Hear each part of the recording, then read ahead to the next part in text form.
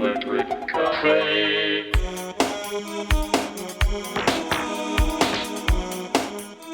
Hey everybody, welcome back to Electric Cafe. In this video, I'll be reviewing Peter Gabriel's 1984 album called Security. And this is the fourth time I've featured Peter Gabriel on my channel. I'm going in chronological order. So I started with Car, which I gave a 62 out of 100.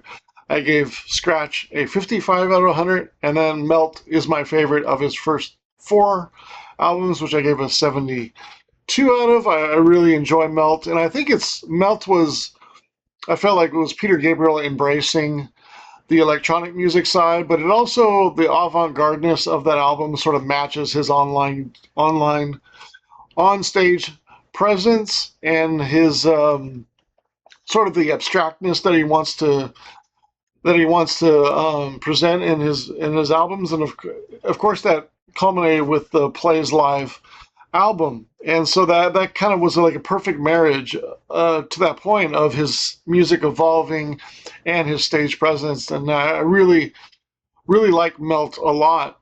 Security is, of course, the album that really launched him as far as his MTV success with the single Shock the Monkey, which is right here. But of course, it was before, you can see way back here, before So. There's my So cassette version that came out in 1986. So quite a long period between this and then the So album. I think he did a soundtrack in that time, in between 82 and 86, but he spent a good amount of time on So.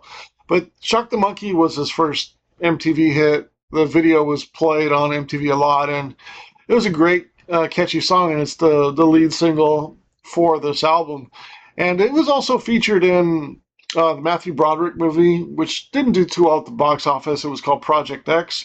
I remember seeing it in the movie theater. I think it was 82 or 83. So I was like 6 or 7 years old, and it was about animal cruelty. They were, I think Matthew Broderick was part of kind of got involved in the monkey experiments, and he sort of wanted to release them and save them, and didn't. It was kind of a movie about animal cruelty, and obviously a movie like that is probably not going to do too well at the box office. But it was a good movie, and the video for Shock the Monkey sort of played on that sort of theme, and of course it was in a way about that sort of dual meaning, Shock the Monkey. But I always took from that song that it was sort of about the government, sort of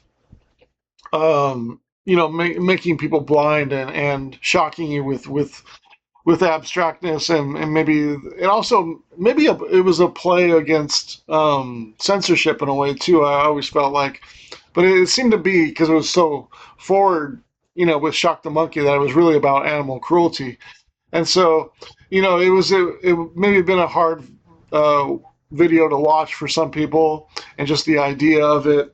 But animal cruelty was certainly a big topic at those times, and especially when I think of like Skinny Puppy, for example. And it's my favorite song on this album is "Shock the Monkey," but very closely followed by San Jacinto. San Jacinto, I feel like is one of the best early Peter Gabriel songs. I love the melody. It's dramatic. The orchestral part is brilliant. The balance of traditional composition and the experimental side is just amazing on that track. And Peter Gabriel's voice really, Peter Gabriel's voice always does a good job, and you always definitely feel his emotion when he emphasizes things when he sings. But in San Jacinto, I feel like it's one of his amazing moments in his early career. It's just an amazing song. But going back to Shock the Monkey, his first top 40 song. And what a groove it is. So smooth, so funky, futuristic. It's got some really cool sounds in it as well. Great dance song. That's why I bought the 12-inch. So it always goes over great when I would play it. As a DJ, always really cool. Plus it's on 45, so it really sounds really good on that. And Peter Gabriel was playing with the Fairlight keyboard, programming machine at the time. And so if you like Fairlights, you're certainly going to like this. And then also he used it on So. But, as far as those two tracks, the other tracks on there are pretty much a mix of sixes and fives for the most part. And there's some good songs on it, but nothing really stands out. I do like the Wallflower, the piano. That's one of the more emotional ones. Lay Your Hands on Me is a good track as well. Rhythm of the Heat is a good opening track, but doesn't really quite get to the level that I felt like it could have. But then the other songs are, kind of in the 5.5 to 6 range, kind of pretty good, but nothing really stands out. So in a way, I do feel like the album is, because there's only 8 songs, I do feel like it's swayed a little bit by San Jacinto and Shock the Monkey, and the rest of the album falls back a little bit, but still it comes out at a 64 out of 100. I still can call it a good album, just not on the high side of a good album, but nowhere near a very good album, and nowhere near as well balanced and matching his personality. I feel like, or the personality that I like, his more experimental side that he did in Melt.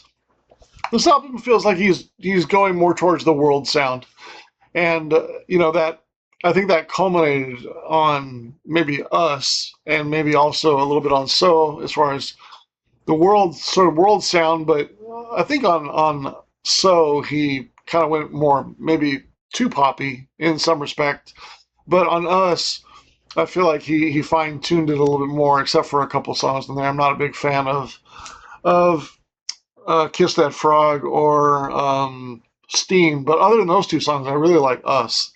Even though I score it better than Scratch and Car, it just doesn't. It's strange that this album doesn't. It's scoring better than those albums, but I don't feel like it's as good albums. Maybe it's again, it's sort of skewed by 2 really excellent songs. I feel like in San Jacinto and Shock the Monkey. Still a worthy album, still a good listen album. I do like the production on it. It does feel very sprawling, and the songs feel like they're in depth, and they feel like they're deep. But they just don't get to the level, and musically, they're missing those, like, those sort of things that grab your attention through the song, like certain melody or certain rhythm or certain highs and lows. Like they seem kind of subdued and just kind of like a world sound.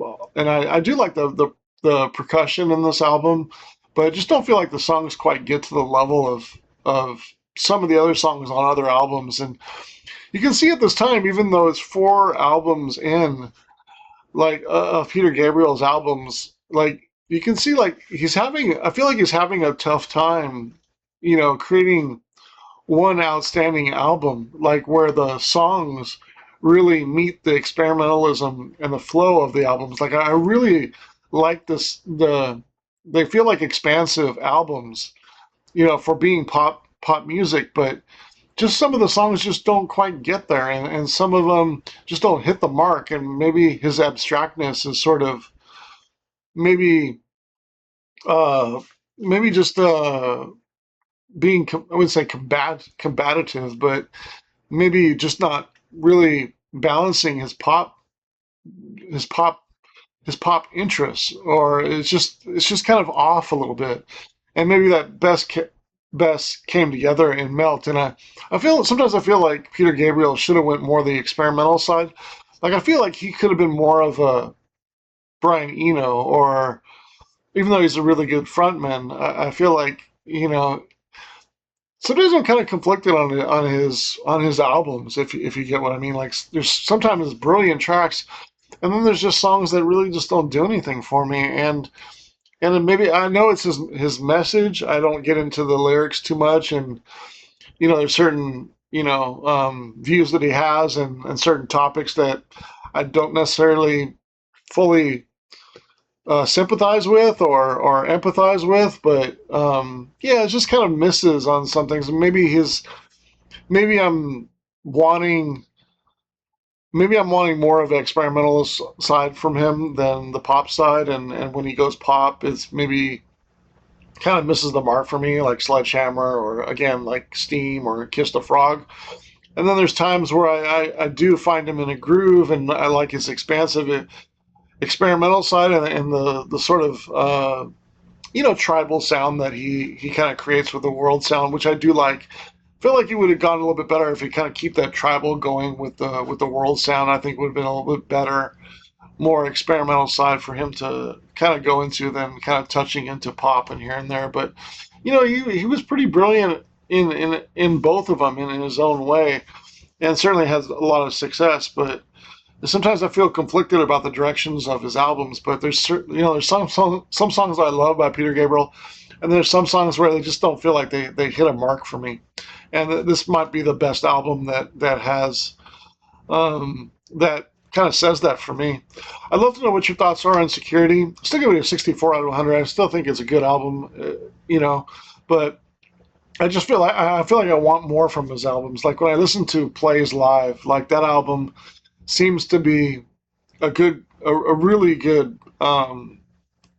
It takes a lot of his best songs from his three albums and makes one really good double album. And I feel like I love that album because it's kind of a best of, but Shaking the Tree, that's a really good album. But again, it's the greatest hit. So I don't know. It's just certain tracks in Peter Gabriel's catalog on albums just don't really do too much for me.